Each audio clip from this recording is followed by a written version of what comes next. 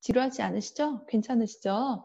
네, 2020학년도에서 특목고 입시에 대한 이야기들을 먼저 작년도 입시에 대한 것들을 먼저 정리를 좀 하도록 하겠습니다. 경기도에서 입학 가능한 특수목적고등학교는 이렇게 학교가 있습니다. 그 학교들 중에서도 영재학교는 교육부 소관이 아니기 때문에 중학교 1학년에서부터 고등학교 1학년까지 학교의 원서를 쓸 수 있고요. 그리고 이 과거에서부터 여기까지가 어머님들이 아시는 특목고등학교, 특수목적고등학교라고 보시면 될 것 같고요. 이 학교들은 비평준화 지역에 있는 명문고등학교라고 보실 수 있을 것 같아요. 이 영재학교는 흔히 어머님들 보시기에서는 영재 전형이라고 해서 3단계 절차를 가지고 학생들을 선발을 하게 되고요.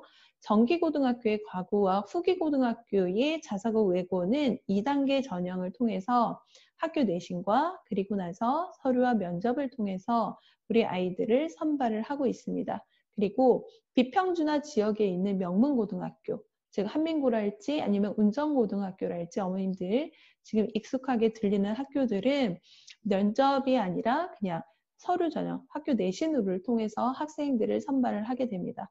이 학교들이 가까운 일산 지역이랄지 이 파주 금천 운정 지역에서 입학할 수 있는 특수 목적 고등학교라고 어머니들 보시면 좋을 것 같아요. 그러면 이 중에서도 첫 번째 학교의 경쟁률을 좀 보면서 학교들의 작년도 입시의 경향이랄지 이런 것들은 입시 분위기는 어땠는지, 그리고 올해도 그런 입시의 분위기가 그대로 돌아올지에 대해서 한번 예측을 좀 해보도록 하겠습니다. 이게 바로 2020학년도 영재학교인데요. 영재학교 입시를 딱 보시면 어머니들이 크게 놀라시는 것들이 있어요. 학교가 되게 많은데 인원수가 정말 적구나 라고 어머니들 많이 보시게 될 거고요. 그리고 높은 경쟁률, 15대 1 정도 돼야지 영재학교를 들어갈 수 있겠구나 라고 어머니들 보시면 되는데, 이 친구들은 대부분 모두 다 중학교 들어가기 전부터 대부분의 학생들이 영재학교를 진학을 하겠다라고 결심한 친구들, 좀 발빠르게 움직인 친구들이 많다라는 것들 좀 보시면 좋겠고요. 경쟁률 자체는 계속적으로 14대 1, 15대 1 정도 해서 두 자릿수를 훌쩍 넘어가는 그러한 경쟁률을 가지고 있는데, 전국적으로 뽑게 되는 학생들이 1000명 미만입니다. 그래서 아주 어려운 입시라고 보시면 좋을 것 같고요. 전국적으로 지금 한 40만 명 정도 우리 아이들이 47만 정도가 있는데, 그 친구들 중에서도 고작 1000명도 안 뽑는 것이기 때문에 이 학교의 경쟁률 또는 이 학교에 진학을 한다는 것 자체는 얼마나 어려운 것인지도 또 아실 수 있을 것 같아요. 그리고 이 영재학교의 경쟁률과 더불어서 영재학교하고 같이 또 어머님들 기억하시고 있는 학교 있으시죠? 네, 과학고등학교인데요. 이 과학고등학교도 보면 정기고등학교로 딱 이 학교 하나만 남았습니다. 과학고등학교를 보시면 다른 학교들보다 경기 북가고 이 학교에 조금 주목을 해주시면 될 것 같아요. 우리가 진학할 수 있는, 경기도 친구들이 진학할 수 있는 학교는 딱 이 학교 하나인데 몇 명 뽑죠? 100명 뽑습니다. 경기도하고 서울하고 학생의 인원수가 좀 비슷하다고 얘기를 하는데, 서울보다 경기도에 있는 학생 수가 더 많다라고 이야기를 하는데요. 서울에 있는 학생들은 지금 300명, 과학고 인원수가 300명이고요. 경기 북가고는 100명입니다. 그렇기 때문에 여기에 있는 경쟁률이 얼마나 높은지, 왜 이렇게 높은지에 대한 설명을 좀 드릴 수밖에 없어요.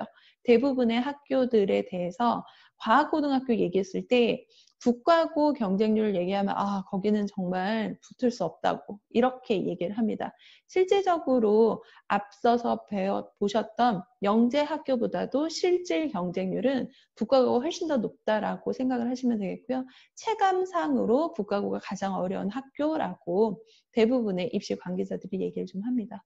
그래서 과학고 경쟁률은 끊임없이 계속적으로 올라가고 있고, 특히나 경기 북과고에서는 인원수가 적고 학생들이 많기 때문에 경쟁률이 아주 높은 학교다라는 것 꼭 기억을 좀 해주셨으면 좋겠습니다. 그래서 영재학교랄지 과학고등학교를 목표로 하는 학생들 같은 경우는 조금 일찍 서둘러서 준비를 하는 것이 필요할 것 같아요. 그리고 자사후 경쟁률 같은 경우를 보면 작년도에 기억하실 거예요. 상상고가 재지정이 됐다가 다시 취소가 됐다가 다시 재지정이 됐었던 그런 부분들 아주 시끌시끌했었죠. 근데 작년에 입시들을 볼 때 재작년보다 지금 봤을 때 조금씩 소폭씩 올라가는 경향입니다. 이것에 대한 것은 조금 이따 어머님들한테 좀 말씀을 좀 더 드릴 수 있는 조건이 있는데, 자사고가 폐지에도 불구하고, 폐지 예고에도 불구하고 그래도 많이 떨어지는 것은 아니고 특히나 올랐던 학교들도 있다라는 것도 기억을 좀 해주시면 좋을 것 같고요. 그 다음에 외고 국제고 같은 경우가 재작년이 김포 외고가 미달이었는데도 보면 작년도에서는 다 경쟁률이 올랐습니다. 그러니까 소폭 내리거나 소폭 오르거나 해서 아직은 2대 1이 되지 않는 수준이지만 끊임없이 매니아층들이 외고는 있고요. 특히나 국제고등학교 같은 경우는 2대 1을 넘어가는 그러한 경쟁률을 보이고 있다는 것들을 보여주시면 좋을 것 같아요. 이런 전체적인 학교들의 경쟁률을 보면서 어떤 이야기들 좀 말씀을 드릴 수 있을 것 같냐면, 작년도 입시에서는 자사고나 외고를 폐지를 하겠다라고 이야기하는 것과 그다음 정시가 확대가 된다라는 두 가지 입시에 대한 아주 큰 틀의 이야기들이 나왔었는데, 소폭으로 상승을 한다거나 보합세를 보았던 것을 봤을 때는 아무래도 어머님들이 이렇게 생각을 하셨던 것 같아요. 학교별 정시 실적이 좋은 학교들은 절대적으로 경쟁률에서 상승을 했고, 아무리 폐지가 된다고 하더라도 우리 아이에게 좋은 기회, 교육의 기회를 줄 수 있는 학교를 선택을 하겠다. 그러니까 기존에 특목고를 가겠다라고 결심을 했었던 어머님들이 자사고나 외고를 폐지한다고 하더라도 거기에 상관없이 그냥 어머님들이 원서를 썼다라고 제가 판단이 되고 있고요. 그래서 폐지가 됐던지 말던지 간에 그냥 우리 아이가 좋은 학교에 와서 좋은 교육을 받고 싶다라는 나의 생각이 변함이 없어 라고 했던 어머니들이 훨씬 더 많았다라는 생각이 들어서, 정시 확대라는 대학 쪽에 대한 부분들, 고등학교보다는 그래도 이 학교를 갔을 때 좋은 곳으로 아니면 우리 아이가 경쟁력 있게 공부를 할 수 있겠다라고 판단하셨던 어머님들이 조금 더 많다라고 좀 말씀을 좀 드릴 수 있을 것 같아요.